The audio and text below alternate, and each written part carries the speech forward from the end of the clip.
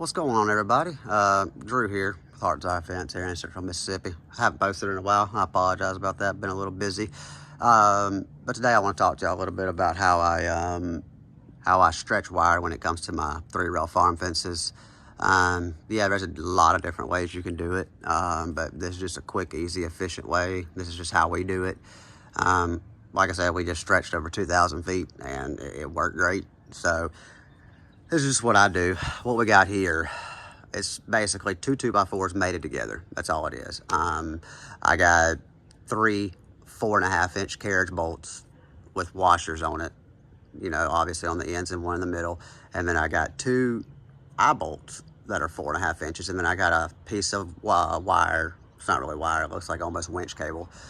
You can actually buy it at Home Depot, pretty cheap. And I got a carabiner there, tie them both together, and that's it. I mean, you just cinch it down like you see how I have it. You see how I have it cinched down just like that between the wire. Make sure you cinch it down really good and make sure you use washers. If you don't use washers, basically the bolt's just gonna go through the wood and it's not gonna work for you.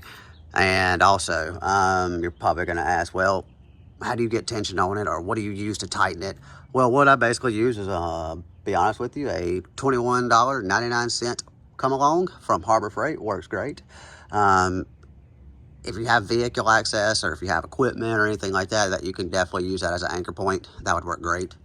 But if you don't, like we could not get equipment back there. It was muddy, so basically we had to just do what we could.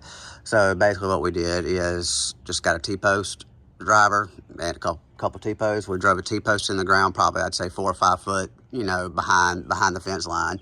And then we stuck another T-post at an angle in front of that T-post. So basically whenever we're putting tension on that come along, it's basically pushing that other T-post into the ground, which basically the T-post that you're pulling against, it's not gonna move. It's basically gonna give you enough tension to where you're able to, you know, move your fence up and down and be able to staple it onto your fence post. But like I said, I just want to share that with y'all. It's a cool little cheap tool. I guess you could call it a tool, but it's just something that I came up with on the spot there. And I just want to share that with y'all. Like I said, man, if y'all have any questions, just drop me a message and don't forget to hit that like button. All right, guys, I appreciate it.